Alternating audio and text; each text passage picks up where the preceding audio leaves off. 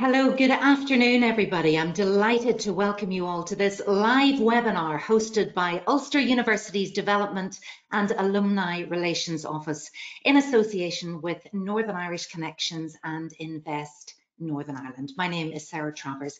Delighted to be the host for the next hour for this wonderful webinar. It's basically an opportunity to bring together Ulster University alumni to hear thought leaders from across the island of Ireland discussing how our reliance on science and technology has become greater than ever before and what this actually means for our society now and in the future. So over the next hour, we will be discovering how businesses operate in this very strange, very new era, and what this actually means then for individuals and organizations looking to harness the opportunities of digital and in-person collaboration in a post-pandemic world, whatever that will look like.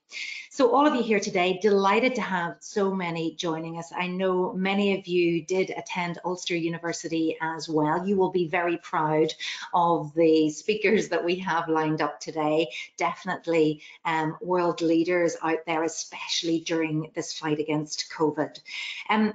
Anybody that has a question for our panelists today, you will have an opportunity to engage with the panel. So you'll see the chat function there. So please do send in your questions via the chat function. So before we get into our fireside chat, and I'm so looking forward to meeting Cathal Friel, co-founder and executive chairman at Orphan PLC. He is our keynote speaker today.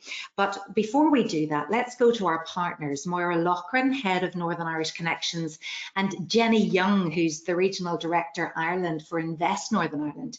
And they would like to welcome you via video to this event.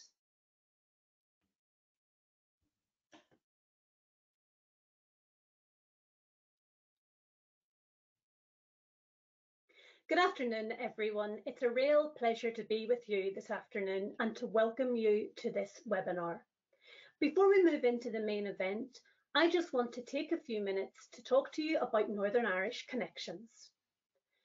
As some of you will be aware, NI Connections is our global diaspora initiative that reaches out to a worldwide community of Northern Irish abroad and friends of Northern Ireland right across the world who share a real passion in wanting to see Northern Ireland prosper. In terms of who we are, we're a team based within Invest NI's international division that works closely with colleagues right across Invest NI's international network, as well as working with a range of international and local partners. And of course, Ulster University are one of those key local partners. And so I'm delighted to be joining the university today in connecting with the many alumni that are tuned in.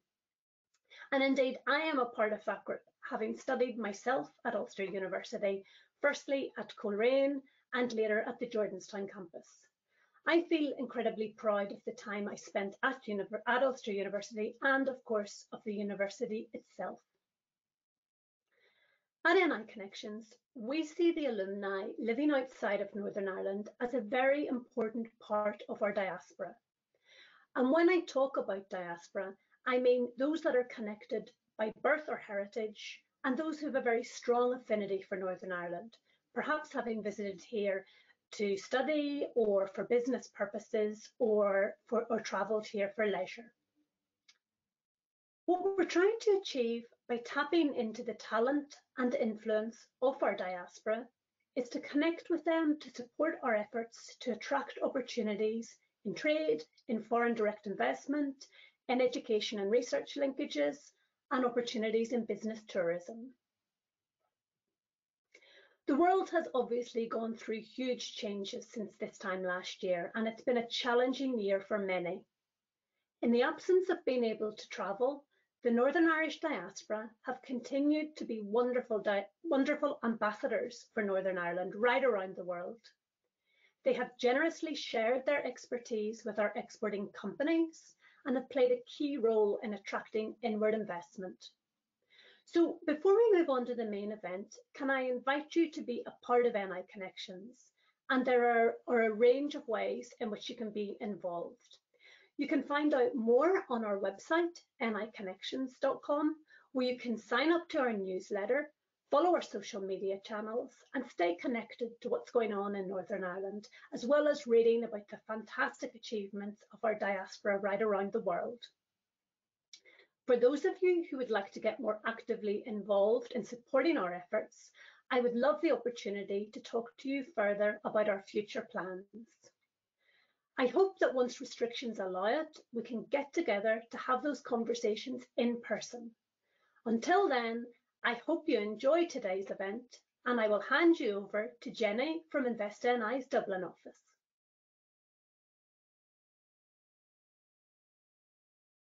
I'm delighted to be working with the University of Ulster to bring you this webinar today and learn from the far-reaching experiences of our speakers on a topic that is having a profound and very real effect on our businesses and day-to-day lives.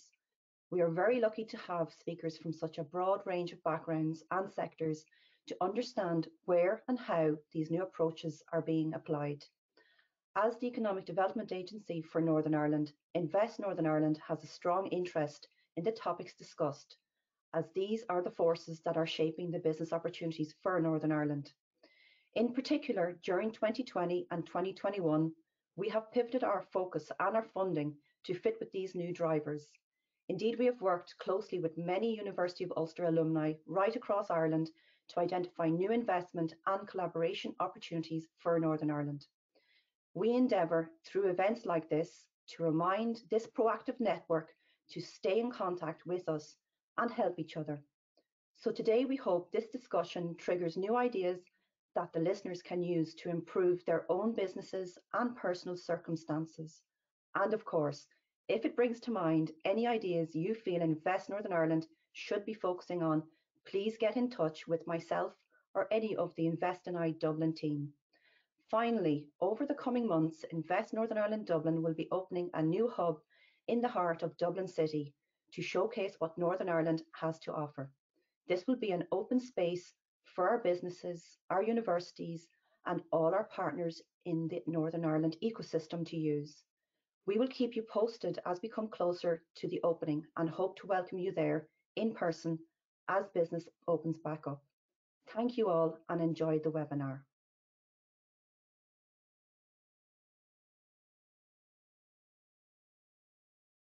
So thank you very much to Jenny Santiago Young from the Invest Northern Ireland Dublin office there, and to Moira Loughran from Northern Ireland Connections.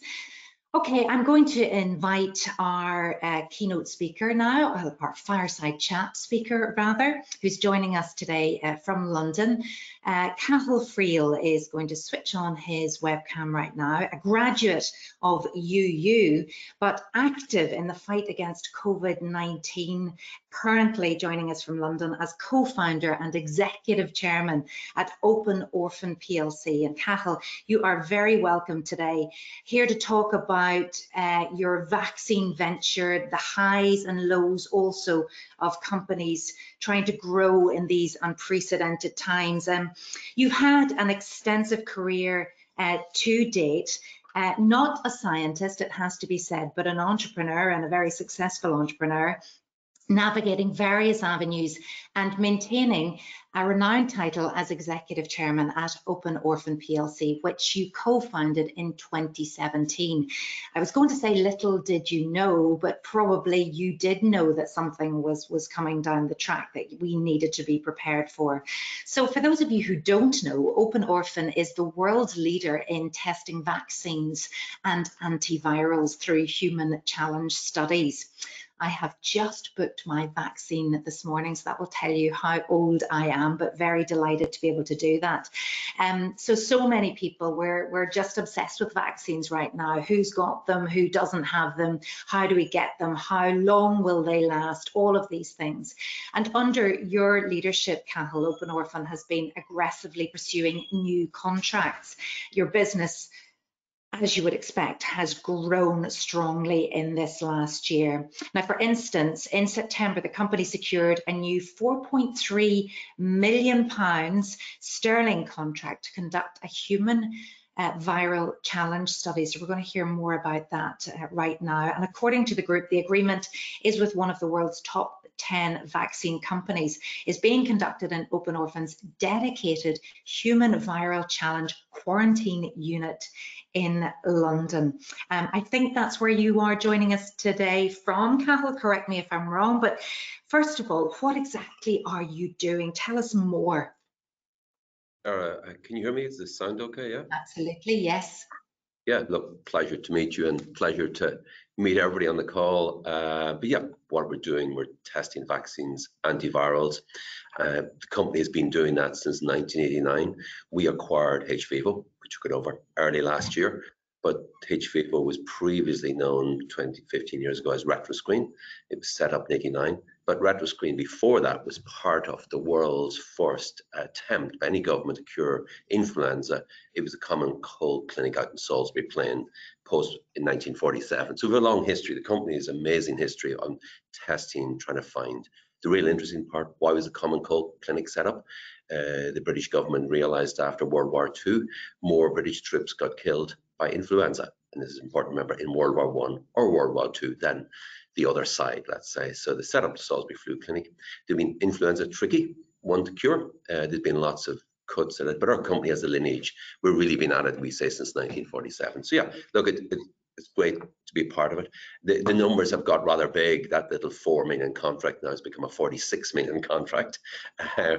Our staff, we've hired 222 staff in the last 9 months. We've now passed 400 staff today. So yeah, look, it's some of these terrible things to say, where they're having a good day or a bad day, or you're having a good pandemic or a bad pandemic. For the first time in my life, I think I'm doing something good for mankind. I can go home to my kids. I've moved them here to London for the last month or two and say, hey kids, rather than just being a boring finance, I say, you know, we're having a good cut at trying to solve the pandemic. Everybody's doing it, but it's nice for the first time in life to be saying, oh, this really feels like I'm doing something good in life for a change. Finance people are always worried, oh, entrepreneurs, it's always hard to justify. Well, absolutely. So thank you for that little pot of history. And, you know, as I said, you knew that something perhaps was coming down the tracks. What's actually happening there right now today? Tell us about this 24-bedroom quarantine clinic that you have. Yeah, look, simply the company name behind me, hVivo, it's part of the Open Orphan group. The group I founded with some colleagues is listed in the London Stock Exchange and the Irish Stock Exchange, called Open Orphan PLC. And really what's going on today, we've 2 clinics around the corner from me in Whitechapel. I'm in our office here in Whitechapel, the admin office. And we simply what we do, there's 2 ways you test a drug. Does it work? You do these large clinical trials that we've seen all around the world. But you do a challenge study where you take 24 healthy individuals. We take them into a luxury hotel suites, but they're in a quarantine unit. The volunteers get a reasonable substantial sum of money to stay for 2 weeks with us. And we're the only company in the world who, instead of trying to make them well, we make them deliberately sick for a few days. And lately, 3 weeks ago, we're the only company in the world that deliberately gave a bunch of healthy volunteers. I was the first one, but they wouldn't let me. I was too old. We actually deliberately gave them COVID. Absolutely wild type COVID. It was sensational news. We played it down, and those volunteers didn't really get particularly sick. They got absolute COVID. They had the runny nose, the sore back, and the pain. And within 14 days, we sent them home happy, healthy, and well. And there's another 7 came in yesterday, and the same is happening now again. But doing that, we can test with 24 volunteers in 6 weeks what would take 50,000 volunteers around the world in 12 months. That's the difference in human challenge. It's very unique. Being honest, it's a very British thing because it dates back to 1947, but it's very safe. And so safe, I was volunteer number 1 for the COVID trial, but they wouldn't let me do it because I'm 57. Okay, so obviously when you're choosing your volunteers, you don't pick anybody that would be in the high risk category. Correct. The low risk clarity is 18 to 30 because statistically relevant around the world, there is very few 18 to 30-year-olds. Now, we screen them to get 1 volunteer. We interviewed, we took bloods, we did everything on about 100. So we eliminated 99. So we get what we would call a very narrow cohort that we can see. And proof. I know when they're in the clinic, we have doctors, nurses, physicians, 24/7. They're observed, they're wired up, everything is monitored. And the amount of COVID we give them is so minuscule. Most of the volunteers said, I didn't get COVID. We said, yes, you did. We do PCR tests every hour, and we could see they were infected. We can now test vaccines. Do they protect against COVID? So you're actually, you're giving them the vaccines and seeing what happens as well. So is it just a research organization, or do you produce products as well? No, we're the world leader in clinical trials. We test, we don't produce. We have a sister company we're spinning off that'll have products, but that's a separate company. Orphan is purely a clinical trial company. Clinical trial tests pharmaceutical products and those vaccines for the big pharma. So we get given a vaccine, tell us does it work. 6 weeks, we took our, now bear in mind, we've only started COVID. We've been doing influenza, RSV, asthma, COPD, a whole range of respiratory infections for 25 years. So just we're a bit more topical because of COVID at the moment. And as I said at the start, you're not actually a scientist yourself. So what have you learned through this past year? I think, look, the beautiful things are, I'm originally from West Donegal. I left school at 15. Some of your colleagues in UU said, how did you end up being a lecturer in the University of Ulster? I haven't even got an A level. University of Ulster, their MBA program, give me credibility. I had a family business, long story. My father got ill. I left school at 16. Otherwise, the West Donegal business got bankrupt. I got in as a mature student in the University of Ulster, did their postgrad diploma in Coleraine, did their final year MBA in Ulster. And that was, being honest with you, for anybody listening, that was the defining moment of my career. As a little nobody from West Donegal, but hadn't even passed his leaving cert because the family business went bust, hadn't done an A level. In a very short period of time, I got an MBA. And I lectured for 5 years. So suddenly, for the rest of the world listening, that made my career different. So rather than being a small entrepreneur in West Indies, I said, hey, I've got an MBA, and even better, I'm a lecturer. Now, I used to kill my colleagues or my brothers and sisters. They all went to university, family of 10. I paid for most of them. And I said, have you got a master's? I didn't do my leaving cert. I used to annoy them. But no, it's, look, I can't emphasize an MBA from the University of Ulster and those 3 or 4 years part-time lecturing absolutely transformed my career. And to give you an idea how it went, I'm a kind of jack of all trades, but master of none. There's a colleague on, he texted me during the week, Friel Lowry. I met him in one of my previous careers 12 years ago in Dallas. He was in Cosmos Energy. I was pretending to be exploring for oil and gas. I was running and Friel Lowry said, the benefit of this, the pandemic, we all can meet. Hadn't spoken to Phil in 10 years. And he said, hey, I didn't know you're from the UU. And I said, I didn't know you're from the UU. Wow, for goodness sake. So, I mean, you speak very highly then of your connection. I'm very proud to be connected to Ulster University. I know it used to be University of Ulster, now we say Ulster University. And there's a real sense of that reputation at the minute. I mean, that star is really shining brightly if you've been to UU. Do you feel that yourself? Absolutely. Look, and Professor Paddy McNamee, who's now retired, myself and Paddy are working, and we would love to, like, through the business community, to bring almost a whole new, there's something we're working on quietly, tell you about another day. We would, I think, alumni like me, I've been remote, I've been in Dublin, I'm very much based in London. We would love, and I think they should reach out, can you guys and girls bring back business? So we'd love, dealing with Paddy, could we actually bring a whole new research faculty or something to the UU? It's around something political negotiations, something unique that would fit Ulster. But yeah, I think anybody has a great affinity, particularly for somebody like the University of Ulster that we've all left, as you know, Ireland and Ulster, the island. There's a lot of people move out because it's a small island, and then, but they very much, we always know where home is. Home is where your heart is, and for me, University of Ulster is where my home is. But obviously with technology now, we can all stay connected beautifully. We're all experiencing that, maybe working from home. Everything we're doing at the minute is via digital platforms like this. So how has technology transformed the work that you're able to do? Yeah, well, I think people, are we having a good pandemic or a bad pandemic? I think the fact that we can now have a Zoom call, normally I'd be schlepping back to Belfast to be there in person. The world can, so I think, look, people understand what has happened this last year. We've probably evolved 50 years in remote work, and we've evolved 50 years in the future about whether we should work from home. I'm an office here in London, and most of the staff, this guy, we hate commuting 2 hours each way into central London. Most people will come into work to socialise, meet the colleagues and work from home. So technologies, look, I think clearly what I like to say, the pandemic is over. This is, look, clearly the technology has helped it, mRNA vaccines. And the reason I say the pandemic, we've got to get through the last legs. Over 400 million people as of today around the world have got a vaccine. Doesn't matter was it Sputnik, doesn't matter if it's a Chinese Casinovac, doesn't matter if it's Oxford Astra or Pfizer. Guess what? The little stats our friends in the media forgot to publish. Not a single person in 400 million has gone to hospital. Not a single person in 400 million people vaccinated have got severe COVID. So the vaccines work. Don't worry about the new variations. So the beauty of it is people will look back, I think, in 10 or 20 years, say, wow, that pandemic, it was awful, but it transformed society by 50 years. For the remote working, it's brought mRNA vaccines, which is the Pfizer and the Moderna one, have been talked about for 30 years.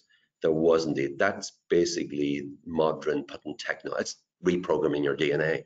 That is the way to go. But it also allowed the traditional vaccines, the Oxford Zeneca one, the Sputnik one, and the Casinovac, they work. So all I'm saying, the vaccines work, hurry up and get them. For a couple of years, we'll be taking an annual vaccine, and very quickly, COVID will be annual influenza. Just to pick up there, why should we not worry about the variants? The good news is we're being paid that 46 million contract. People can Google and see that our wonderful partners and colleagues in the British government have given us the vaccine task force. We've viral laboratory, and we've tested them and working on them. The vaccine, what it does, they say they escape the vaccine. Yes, it escapes the vaccine. It just means you might get slightly sick. It's a bit like the flu. The common influenza vaccine is only between 20 and 50% effective. But anybody who gets vaccinated against influenza doesn't go to hospital, doesn't get really sick, and doesn't die, but you still might catch it. So the variants, if you take any of the vaccines, you don't go to hospital, you don't die, you don't get really sick, and guess what? You never get long COVID. You might get a little bit of COVID, as we're demonstrating. So that's what I'm trying to say is that, why are the stock markets around the world flying? Because the big money managers who've better brains than me and a lot of people, they realize the pandemic is over. There's a revolution in the world. There's $2 trillion being spent in America to reinvent itself. There's trillions in Europe. So the variants are not, no, that's not to say we've got to take protection. Every pocket of my trousers, even though I've been fully vaccinated, is 2 masks. Okay, sure to be sure. Every pocket of my trousers. And for the rest of this year, we just have to be careful. Wear the masks, regardless of vaccinated. Be careful, because a lot of people won't get vaccinated. We've got to protect the other people around us, the vulnerable people.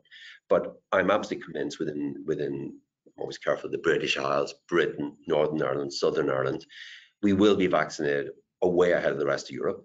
My belief is for a lot of our colleagues here in London, they're not going to get to travel to Europe because there's a raging third wave there.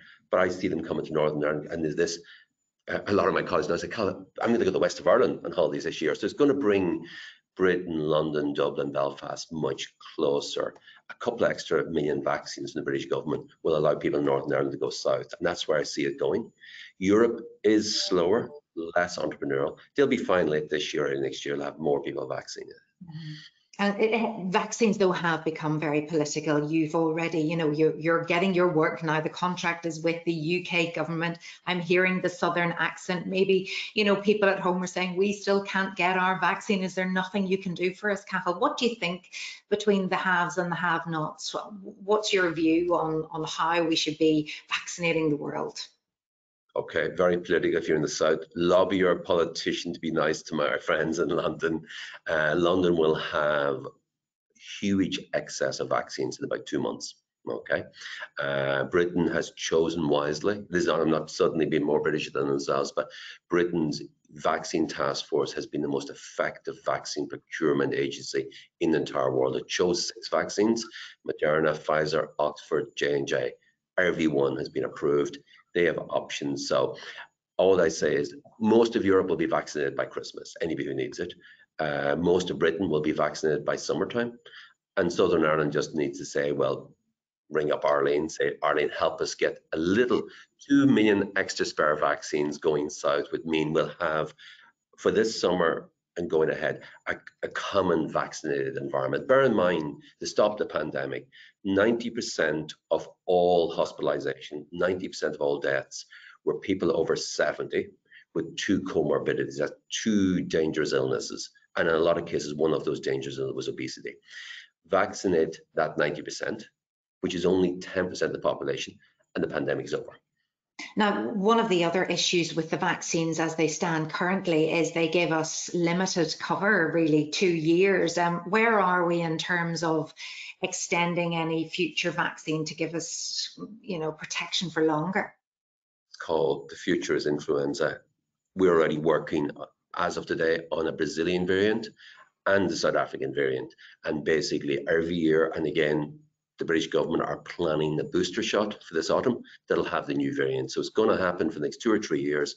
Look, all new viruses are quite robust at the start. The beauty about them, particularly coronaviruses, there's 7 of them. They've been around for 100 years. They get weaker as they spread. So all we've got to do, where it's going to be for the next year or 2, for most people who are concerned, they'll take an annual shot, like influenza. I will bet money by springtime, your annual flu jab will include the latest jab of COVID. Everybody's not going to bother getting vaccinated. A lot of people won't bother, but as long as that vulnerable group take the annual COVID jab and flu jab, it's gone, it's over. At the moment, to get there, most people really should try and get the vaccine and get it over and done with. And the view is it's only like 6 or 12 months. No, they don't. There's a T cell and there's an antibody cell. It looks like anybody gets vaccinated won't get seriously ill for a very long time. What are your future plans then, Cathal? Because you've already mentioned that before you were in gas and oil, now you're in research around vaccines. Will you stay in pharmaceuticals, do you think? I think, yeah, look, science and pharmacy has arrived. So future plans, I keep saying, my wife gives me a hard time saying I have attention span of a gnat, which is good. Look, I've been the luckiest thing ever. We took over HVIVO in January of last year. It was bust. Our skill is keeping busy. And then the pandemic came. Nobody knew what an antiviral was this time last year. Now most of the world knows what it is. It stops the virus. So the future plan is, yeah, look, we're going to do a few more spin-offs. We'll do a few more public companies. It's a great space. But I'm not a scientist. I think from the university back to the MBA program. But an MBA, lots of people say is MBA means my brain aches. It meant particularly the MBA people who do it part-time. You had to read a shed load of books. I used to drive up from West Donegal to do my MBA in Jordanstown. So I went from Letterkenny to Jordanstown 2 days a week, 2.5 hours each ways. So I think the key skill of a university of MBA is that you need to learn. Phil Lowry's on. I read loads of books on lateral drilling, horizontal drilling, oil, gas exploration. I'm now reading lots of books on science and evolution of viruses and pandemics. Next year, I'll probably be back to the green energy. That's the beauty of an entrepreneur. You can try your hand as long as the core skill, you hire really good people who know what they're doing. And the job of the entrepreneur, the chairman, the CEO, is hiring good people, allowing them to make mistakes, no finger pointing, and then they bring us through. So entrepreneur is attention span on that, hard working, but be forever hungry for knowledge. I think the most important thing is hunger for knowledge. And that's why I think most people would love to have much closer affinity to the university also going forward, how we can encourage the next generation to keep learning. And this whole webinar, the title is The Convergence of Technology, Science and Society. So collaboration is key. We need the people like you to be working with the researchers, to be working alongside those who develop the technology to allow for when a crisis hits, you can bring a solution. Yeah, look, the idea is there's universities, and we have a collaboration or partnership at the moment with basically the Imperial College and Oxford. That's our partnership. There's no reason why we can't partner. They're going to bring the science. The university also should bring the science, and then companies like HV, let's say the private sector, profit-focused people like ourselves, then deliver the product. So there's this crossover. I think the universities are getting really much better. They bring the science and the experts, and the HVOs, Open Orphans of the world, the businesses bring the business focus. Combine the two of them. That's what Silicon Valley originally was. Silicon Valley was a combination of Stanford and all the big research facilities in the West Coast with the entrepreneurs. So Yeah. One final very quick question. How did you secure that big contract from government? They give it to us. I know I'm being bold. And it's not just that, it's quite funny. There's again a rolling stone. A year ago, we signed another contract last week and we forgot to tell the world it was 7.5 million sterling RSV trial. So it's quite funny. If you do the day job really well, we fixed this company. We've opened another one that's doing clinical trials beside us. The contract's just coming. So I think, but I'd say, yeah, they approached us. We didn't come looking for it, but what we did, we fixed the company. So, and it's funny how a year ago, a 4 million contract was very important. Today, we're quoting on 20 million contracts. We say, well, they're kind of nice. So that's the beauty of the entrepreneur. You can scale it really fast. But the British government would not have chosen us if we weren't doing the day job properly. We promised, we delivered, we promised, we deliver. And I think that's the difference. I can't do that without the scientists because, as you know, I've an MBA from the University of Ulster. I don't have any science background, but we've 400 staff and we've about 50 of them has a PhD or higher. That's a serious science function we have under the one roof. It is absolutely. Cathal, Friel, I could talk to you all day. It's fascinating to hear your journey to date, how that MBA and that drive from the West Donegal, got you to where you are today. So thank you for taking the time out of your busy day for talking to us and joining us on this webinar. We really appreciate it. We'll let you go back to your important work and keep doing what you're doing. And thank you for your work in the fight against COVID-19. It's a pleasure, and I enjoy now sitting and listening to the rest of them because this is actually really interesting to hear people from. It absolutely is. There's plenty more to come. So, Cathal, thank you. You can pop off your webcam right now, and we will move on. Fascinating. Sorry we didn't have time to take questions for Cathal. We will have time to take your questions for our panelists coming up now. So it's again building on that idea of that collaboration between technology, science, and maybe an entrepreneur, or maybe it's just about the rest of us and what will the world look like and why we need science and technology in our lives. So we're going to be joined now by three others who also attended Ulster University. I'm delighted to welcome now Lorna McAdoo, Director of Operations and Business Development in Northern Ireland for version 1. We'll hear more about version 1 in a minute. Hi, Lorna. Also welcoming to the panel today, Paul McKernan, MD of STATSports, all about analytics and analysing performance, etc. We'll hear more from Paul. Lovely to have you with us. And a man who's no stranger to people here in Northern Ireland and beyond, Neil Gibson, Chief Economist Ireland at EY. You're welcome to each of you. Very impressive fireside chat there with someone who's doing extremely well. Obviously, he's providing what is needed right now, and that is absolutely key, bringing those solutions. What would be really useful, instead of me telling everybody all about you, is if I could ask each of you, starting with Lorna, to tell us who you are, what you do, what version 1 does, and how's this last 12 months been for you in terms of technology and coping with the pandemic. Lorna. Okay, so hi everyone, Lorna McAdoo. I head up operations for version 1 in Northern Ireland. So version 1 is an IT organisation. We've got over 1,500 people across UK, Ireland and India. We've 2 offices out in India as well. We are an IT organisation that is in operation for over 25 years now and headquartered out of Dublin. In Belfast here, we have now about 150 people here. So we deliver everything in services ranging from the application side, and that's development, it's support, right through to infrastructure as well for a lot of clients, both here locally, but across UK as well and in Ireland. So I guess, like everybody, the last 12 months has been quite chaotic, to say the least, on a personal level. But from an organisation perspective, I think we've been very lucky because we operate in the tech sector. So whenever everybody was forced to work from home because of the pandemic, it all became very much focused in on the digital and making sure that not just ourselves but our customers could operate as well. So a lot of effort was put into that, and we've been extremely busy. I think for us, we've probably got a lot busier even from about September last year.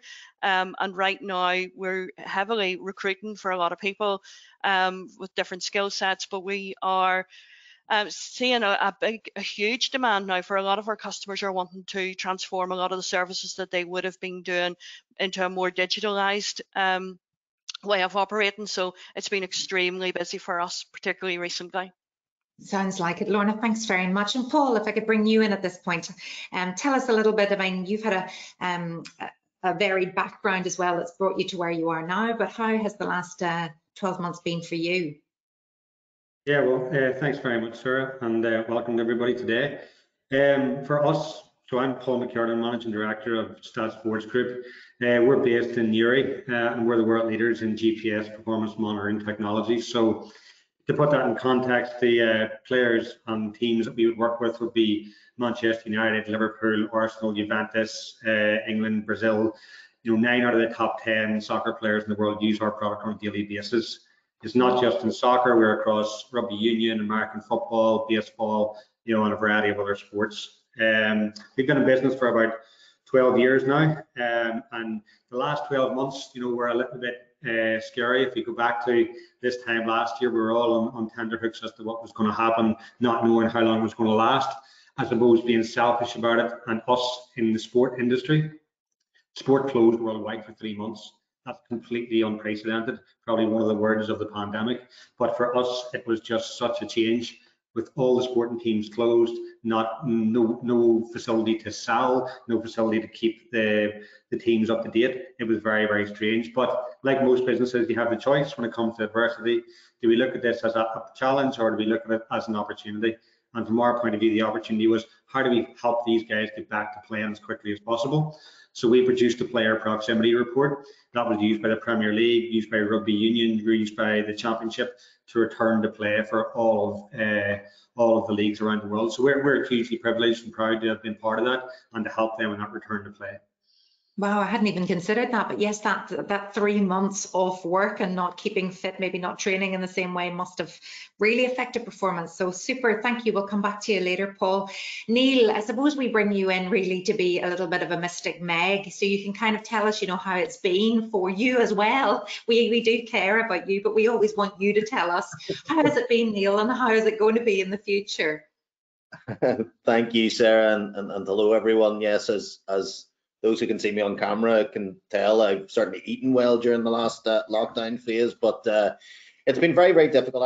I'm the Chief Economist for EY, and also very proud to be a visiting Professor of Economic Policy at Ulster University, where I also set up the Policy Centre there and worked for 4 years recently. So it has been a very tough year for us all personally, and in ways that we can imagine, homeschooling, different ways of working. But it's also been a time, I think, for all of us, and myself included, to learn a little bit about what's important and what matters. And we're certainly seeing that across all of the clients that I work with across the island and globally, thinking about how you lead in this environment from home, what value you put on science, research, on the stuff that we heard this morning. And I think really, as Cathal mentioned, it does give us a chance for a little bit of a period of reflection to say, well, what's actually important to us as businesses, as individuals? And I think we learn as much good from that and accelerate a lot of the ways we work, the way we think, the way we do things, the way we solve problems. So as always in crisis, some problems, and I'm sure we'll come on to it. What's really interesting is how much we also realize that we've missed. And, Paul mentioned sports, and I think we all recognize just how important sports, culture, arts, leisure plays in our lives. And I think, and that's not too trite a way to say it, being deprived of something for a while can be a very important driver for treating it a little bit more preciously when we get it back again. So I hope this might have some positive behavioral effects on us as leaders or as businesses. As challenging as it might have been, we might make some progress in some very real ways that I'm sure we'll talk about. Yeah, okay, well, thank you for that, Neil. Lorna, coming back to you, you touched already that, you know, you're growing, you've done extremely well, you're recruiting at the minute. Neil pointed out that it's been a bit of a reality check for people as well, a bit like, what kind of leader are you? What kind of company do you want to be going forward? Because people have also, your staff and employees have realized maybe when they're at home a lot, they've been missing out on other things, and they don't want to return to fully the way things were before. So what does version 1 look like in a post-pandemic world, do you think? Yeah, I think you know, like every organization, we've had to adapt to a more digital way of working. I think that as we guide our way through this, we'll come back to some form of in-person working, but there's going to be much more of an emphasis on digital first. So for us in version 1, we're really adapting a hybrid approach and creating a flexibility around our working model that allows people to work from home, work in the office, or a mixture of both. And we strongly believe that as a consequence of the pandemic, the hybrid approach is probably going to be the one that's preferred by the majority of people. So as an organisation, we set out early last year and launched our Becoming Naturally Digital strategy. And really we looked at how we could not only act and think digitally, but think and design digitally as an organisation. And what we've done for our staff is we've implemented our first initiative around that, which is around WellTech, and it's really got 4 pillars in it. But the aim of that WellTech initiative is really to give our employees freedom throughout the day to take breaks, to give them opportunity to stay connected. So we've been doing the like yoga classes and stuff at lunchtime, really as a way of getting people to continue to connect to each other.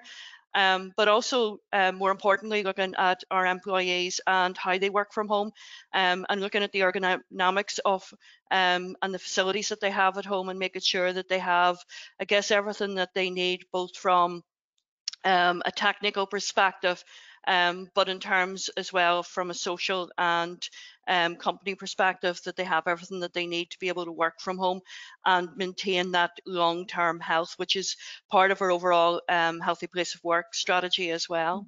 I was actually going to touch on that because you and I did another event together all about health and well-being. Yeah. The fact that you've done a massive audit of the health and well-being of your staff. So instead of going in and think, we do yoga at lunchtime, we give you fruit on a Friday or whatever, you actually listen and you say, you know, how are you? And you see how they're doing, because you can't sometimes know how people are doing when they're working remotely. Yeah, there are so many aspects to people's health that you need to remind yourself of. It's not just about physical health, and it's not about mental health either, although that's been a huge issue, I guess, for everybody over the last 12 months. But it's also about their financial health as well. It's about their social health. There's lots of aspects, and I think we look at it from a complete holistic approach rather than just trying to be really good in one area and forget about the rest. But science and technology have allowed you, I suppose, to audit people, so using technology to do that. So brilliant, thank you. Paul, it was very exciting to hear all about the great work that you do, and I know for a lot of people, sport has really got them through. I know my elderly mother, who's sort of shielding at home, is delighted that the golf has been on lately. It gets her through, but it's much more than that, really. And how would you say then that science has helped you with your technology? Yeah, well, science, first of all, for me is different now than maybe people of our generations would have known back in school. It's no longer just the physics and chemistry and biologies of the world. You know, whenever I look around our business, and we're a technology business first and a sports business second. And, you know, we look at that and we look at the computer science element, obviously down to software engineering and testing and everything that comes to that. Then there's the hardware side and the R&D that goes around that. But also, predominantly from our point of view, we've 40 sports scientists here, and they are very much scientific. They are very much research and development, and add real value to our product and the algorithms and how things work with you know, the GPS and the magnometer and everything that's built into our software. So that's key. But even looking to a different angle on it as well. Science for me is now broader in terms of our digital marketing team here. I would include them with scientists. They're doing A/B testing on a regular basis. You know, the widening the scope and the lens of what science is for me is how technology has evolved. As I say, we're a technology company and we pull all of those areas together. To answer your question, then, sir, is we have really focused. Whenever we went, sport was closed for 3 months, we looked at what could we do. And if we couldn't do sales because sport was closed worldwide, we doubled down on the technology. We really went for it in terms of the software, and we built new software and then released that in September of 2020, which was a huge leap. It really brought the business forward. And back to what I said at the start, it was, as a business, having this mentality that we're not going to shrink into ourselves and be sort of, well, what are we going to do now? There's a global pandemic and it's affecting sports. How do we use this to create the best product that we possibly can and bring the product forward? And that's what we have done. Whenever we launched this year, we used the opportunity as well to go to the waterfront because it wasn't being used at the time, and we done a proper Apple style launch of the product and videoed it. We just thought that how can we bring this product, because ours is the best in the world, and we want to act like the best in the world whenever we release products like that as well. So we've used it across multi-facets, you know, from digital marketing to the sports scientists, to the software engineers, to the hardware team, just trying to make sure that we bring everything together from an R&D point of view. And once again, it's all about drawing on everything together. It's no longer enough to be a scientist. It's no longer enough to be somebody with a computer's background. It's not enough to be the entrepreneur. It's about everybody working together, and data is everything at the minute. Yeah, completely. And that's the one area that I didn't mention. You know, we've hired data scientists for the first time through 2020, another area that has really popped up, and the value that they're able to add and bring the sort of artificial intelligence and machine learning to the next level, which is something we have delved into before, but they've completely brought it to a whole new level. So, and there's lots of the graduates that are coming out now that are having these specialisms. It's no longer just the broad categories, but having these specialist areas that they can go into and bring real knowledge and technology to our business that maybe wasn't even thought of 10, 12 years ago whenever the business started. Lorna, I'm going to come back to you. Don't worry, Neil, I'm coming to you in a second, but I want to ask you a little bit, because I'm aware of the time marching on. Robotic process automation is something that you've been developing for some time now. Tell us a little bit more about what you're doing there. If you want to just hit unmute for me, Lorna, sorry. Apologies. We have developed in your innovation lab.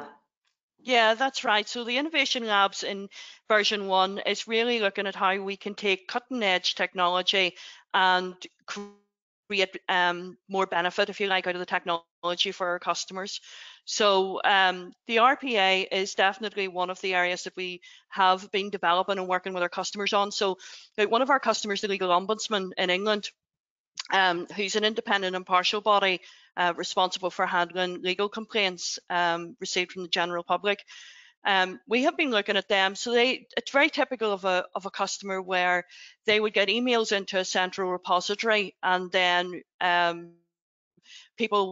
staff would come in and then allocate those emails into certain mailboxes where they're processed. So we've used Logic Apps, which is one of the RPA tools, to be able to automate the process. So whenever the complaint comes in, it automatically creates a case. So it takes away all of that work, if you like, that manual work that's required.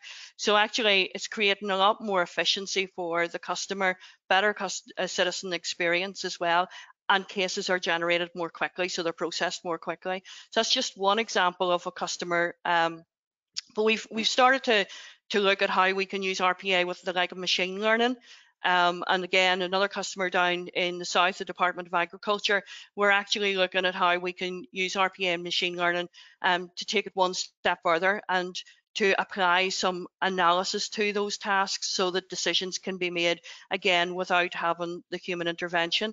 So it will change how people's works, but it's more about how we can bring efficiency to how people works and takes away some of the mundane tasks that staff are having to do.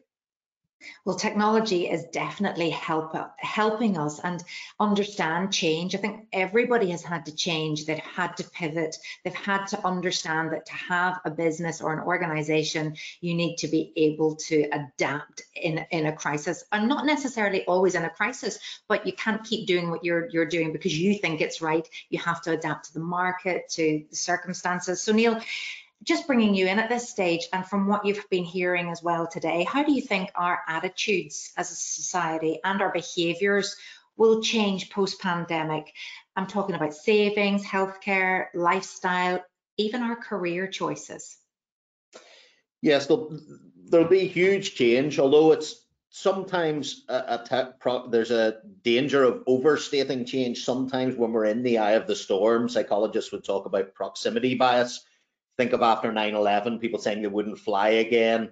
So there will be some things that will be very gratefully re-embraced again, and that gives some hope for maybe some businesses out there, or maybe young students at university at the moment thinking, have I made the wrong choice here? Are we still going to need, artists? Are we still going to need retailers or tourism workers? And the answer is yes, we will. Some things will come roaring back, but they'll certainly be shaped slightly differently. We'll be thinking and changing our priorities a little bit about how we're shopping and how we're being governed, how we're living. And I think if I drew out just a couple of quick themes for us, one of them would be time is precious. So I think we're going to think about commutes differently, and we're going to think about, do we need to be wasting time when we could be doing something better with it? And I think that's a very important way that we'll change our behavior. We might see our cities and our towns move to being less 9 to 5, more flexible, and that will present a lot of opportunities and new ways of seizing that opportunity. I think the second thing I would say is we've really got the value of science and research. The UK's new strategies are all about innovation and problem solving. And I think this should be a time, universities have, by their origin, been problem solvers. And I think they're coming back to the fore in that again, both creating new problem solvers in the people they train, but themselves, Ulster stepping forward during this crisis to provide people into the hospitals and to do their work on the vaccines. I think that's a real example of how that university family becomes more of the problem solver. And one of the big things for us all is, it's been fascinating today to hear all of the speakers stepping forward into the opportunity. And I think what I'd love to take away from this is the idea that COVID gave us an idea of what could be done if it has to be done. So maybe there are a lot of other questions. Could be sustainability, could be the future of our cities, could be inactivity in Northern Ireland, it could be a whole raft of problems we've talked about, Sarah, for years on these sorts of things. Maybe we can put the same kind of energy into saying, if this really matters, then it's a time for the scientists and the researchers to say, let's think about that. And as Paul mentioned, that's not just the old image of researchers and scientists, it's this modern way of data scientists, behavioral scientists thinking about. And I suppose the message out there to a lot of the alumni is to stay close to your university, stay friendly with it, and think about the job that it's doing, because one of its key, when I was a lecturer there, it was the greatest joy for me was, as everyone knows, I love the sound of my own voice. So the opportunity to lecture, but we need that. We need quality people. I couldn't do what I do today without the people that inspired me in economics back in the day in Ulster. So making sure you mentioned it earlier, collaborate, bringing universities, thinkers, young people, new ideas together. The world has lots of problems, and the good part of that is it needs lots of problem solvers. Well, maybe we need to go right back to sort of primary school, secondary school. We need to have problem solving in the curriculum, because, maybe that's where you start, making kids think for themselves. How can I solve this particular thing? Maybe it's happening already. Apologies if it is. Paul, if I could come back to you, because that is a really good point. Perhaps whenever we didn't go back to hear about, you said you studied computer science, is that right? I actually studied business studies at Jordanstown. Yeah, I studied business studies at Jordanstown. Yeah, but I ended up. But I bet you never thought you would be doing. You never thought you would be doing what you're doing now when you were back then. What did you think you would have been doing? Yeah, so what did I think I would have been doing? Like everybody, you're asked to make decisions at 15, 16, then 18, and choosing your course, and it's very, very young, and you don't know the opportunities in front of you, so it is a challenge.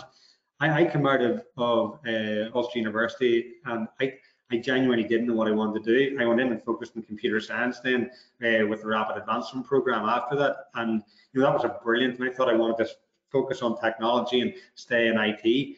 The opportunities came within, travel, from me understanding more about the world, understanding more about business. And I slowly grew to new, but I knew I wanted to stay in sport. I worked at Chain Reaction Cycles previously, and I work now at STATSports. So I love sport, always have done, but I really love business and trying to pull it all together. But I think you mentioned, Sarah, around, we need more scientists and putting the emphasis back on that. The other area is, we look at all the people on the call and we look at the businesses who have stepped up. We need entrepreneurs. Cathal referred to it earlier as well, to pull all this together and to seize that opportunity, because it isn't always the people who are risk adverse. It is the risk takers that we need to try and go and seize that opportunity and make sure that we don't all shy away, but really go for it. And to think, if you look at a company like ours and the two founders who are still heavily involved today, they're very, very clear. We want to be the best in the world at what we do, and I think that's important to have that aspiration and that belief, and unfaltering belief that that's what you're going to do and what you're going to achieve, because we are a Northern Ireland company. We're Northern Irish staff. We've staff from the Republic of Ireland as well, and we're all well capable with the pools of talent that we have of competing on the world stage. Yeah, it's absolutely incredible, and some brilliant points raised. If anybody has a final question for our panelists, this would be the time to ask it, because we are hurtling towards 1 o'clock, which I can't believe. A final word then, panelists, we'll see if a question comes in, but crystal ball gazing now for all of you. Paul, where do you see yourself being, your organisation being 12 months from now? Yeah, well, the pandemic for us has almost just reaffirmed what we wanted to do anyway. What we do is we monitor athletes around the world in field-based sports, when you think about it, rugby, soccer, and we always thought that the future was going to be with going to the amateur athlete with that same product. We're all runners or walkers with our Fitbits, runners with Garmin, cycle computers, and we're all measuring our performance. But the world's largest participation sport in soccer doesn't do that, because you can't wear a watch and you can't carry a phone. But our product gives you that opportunity. And we still think that COVID and lockdown and people coming back to play from Monday there in England, that has given us a real clear vision into going into that amateur market and making sure we focus on that. Of course, the Man Uniteds and Juventuses of the world will always remain, and that's what will be what authenticates and validates us. But the future is definitely for the amateur athlete. Brilliant. Lorna, what about you? Yeah, I guess from version 1's perspective, I don't see any huge difference in terms of where we'll be this time next year. We'll be bigger. We'll have a lot more probably customers under our belt and working with them. But I think it's just how we deliver the services might change, in that, there will be probably less people in the office. So it's going to be a lot more emphasis for us to make sure that our people continue to be healthy. Okay, and Neil, I'm sure you're glad to hear that, because that's the point you made at the start. It's sort of, what kind of leaders are you, and are you looking after your staff? But 12 months ahead, can you tell us what it will look like?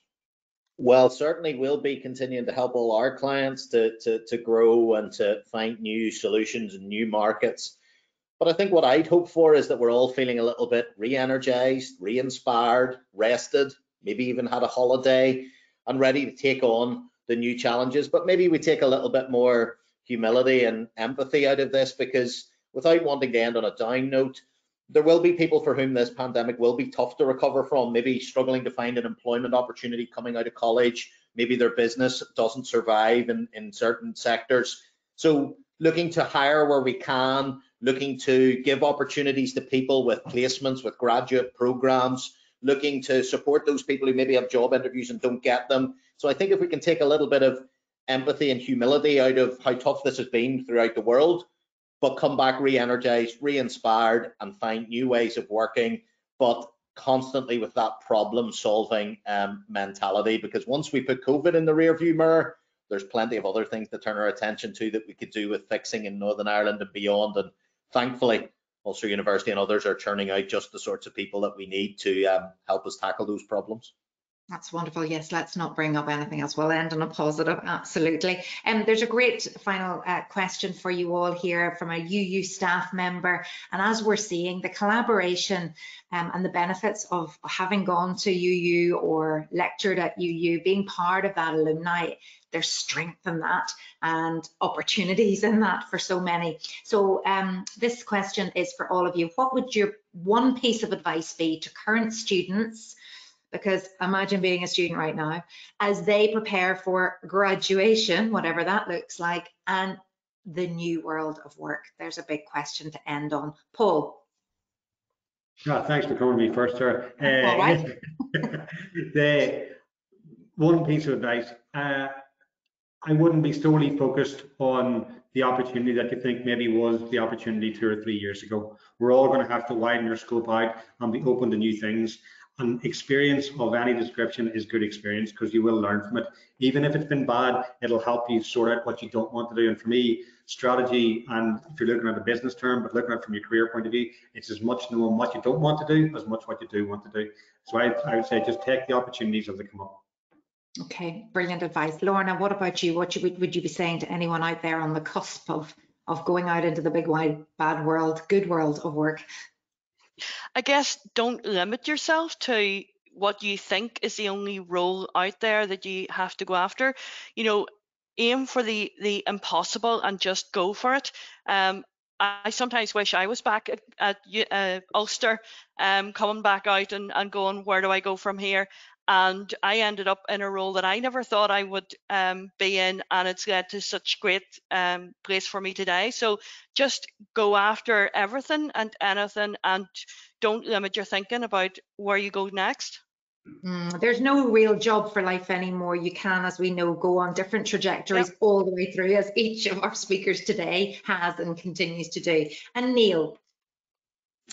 Yeah, absolutely. As the others have said, recognize that many of the talents that you have as a student, you still don't even know that you have them. There'll be sectors and jobs and businesses that exist in the future in your career that we can't even imagine now. So always remain open-minded about what the opportunity will bring. Know that you have a diverse and unique voice to bring to whatever organization. And much as we can talk about the skills you need, the most important thing you need at all times is to remember that whoever you are as a unique voice has a story to tell and a contribution to make, and never, as the others have said, limit yourself to where that can be. And I suppose the last wee message is don't be precious with your talent. Be willing to share, to collaborate, to support others, to work with people, because I think that's really the future, is collaborative working. So be diverse, be unique, but be open to the fact that the world will change around you, but it's going to need you. That's lovely. Final word there from Neil Gibson. Thank you to all of our panelists for sharing with us. I think whatever area of expertise you have, the future is definitely going to be digital. It's definitely going to involve science. So everybody will be moving from their silos together. Collaboration is the future. Thank you so much. What a wonderful panel. And we've gone a little bit over today because the content was so fantastic. But I'm going to invite now, so I can say goodbye to our panelists for the moment, if you want to switch off your webcams, and invite Eddie Friel, Director of Development and Alumni Relations at Ulster University, for some closing comments. Eddie, it must be really heartening for you to see such a fantastic array of speakers and all with connections to Ulster University. I would have to say I found that really inspirational, and I thought it was great to see the impact the university has had on people's lives. I think Cathal in particular summed it up whenever he talked about, he saw himself as a nobody from Donegal. I don't think anybody would say that about Cathal at this stage in his career. So I thought it was really fascinating, and I think that all the speakers gave us inspiration, and they certainly highlighted opportunities and hope for the future, and I think that came out of the last couple of messages. So Sarah, if you don't mind, I'm just going to say a couple of thank yous to people. So I would like to thank the speakers in particular, Cathal, Lorna, Paul, and Neil, and I would also like to thank our colleagues at InvestNI who facilitated this particular conversation, Terry, Jenny, and Anne, and my former colleague and university graduate, Moira Loughlin, who spoke to us at the very start.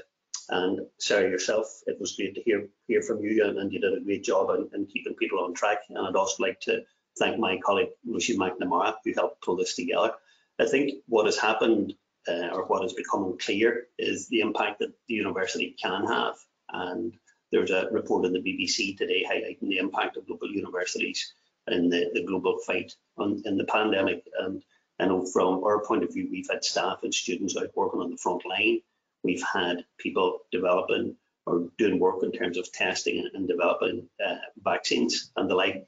And we've also had great generosity from our alumni and friends. And in one case, we raised £120,000 over a 48-hour period to purchase equipment for research and testing against COVID. So we've had a great response from the university family, and we're delighted to be joined by so many alumni today. We've people from Boston, Cairo, Venezuela, New Delhi, London. So it is a global family, and it's one that we're very, very proud of.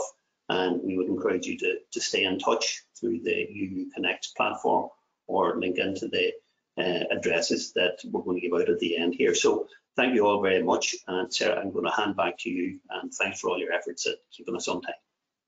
It was lovely to be here, Eddie. Thank you so much for that. Yes, we are drawing our webinar to a close. It's been so interesting, a great way to spend an hour, and so much information there. As we said, we've got some email addresses, some contacts there, some social media links. If you maybe want to take a screen grab rather than me expecting you, it's all about technology after all, so you don't have to scribble down here. So maybe a quick photo on the phone or a screenshot on your computer, some important contacts there. And that's the thing, it's about contacting, it's about connecting, it's about staying connected.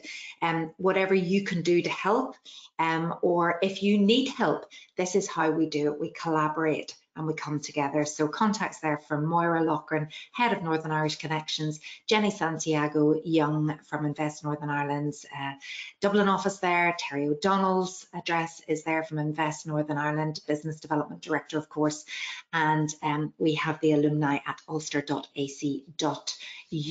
that is the relations office, and last but not least, Rushing McNamara from Ulster University. Everyone would love to hear from you, love to hear what you thought about this webinar too. It's been great to be the host, and I look forward to our next event. But for now, everyone, cheerio and have a great rest of day.